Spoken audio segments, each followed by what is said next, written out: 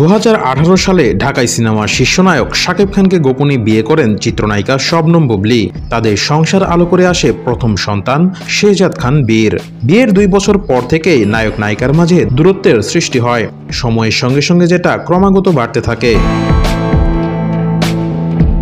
এরপর শাকিব খান একাধিক সাক্ষাৎকারে জানান, বুবলির সঙ্গে বর্তমানে তার কোনো সম্পর্ক নেই, তবে সন্তানের মা হিসেবে যোগাযোগ রয়েছে, এর বেশি কিছু নয়।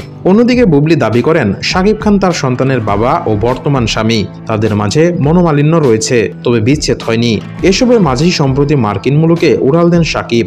দেশ ছাড়ার আগে নায়ক জানিয়ে দেন, এবার যুক্তরাষ্ট্রের সন্তান শেহজাদ খান বীরকে সময় দেবেন তিনি।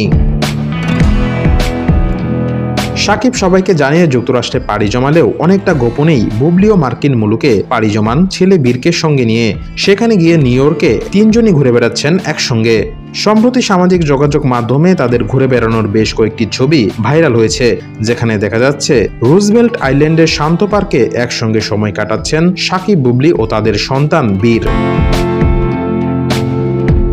ছবিগুলো ভাইরাল হওয়ার পরেই রোববার সন্ধ্যায় নিজের ফেসবুক অ্যাকাউন্ট থেকে শাকিব খানের সঙ্গে একাধিক ছবি প্রকাশ করেন বুবলি, যেখানে ছেলেকে সঙ্গে নিয়ে তাদের কাটানো সুন্দর কিছু মুহূর্ত ফুটে উঠেছে।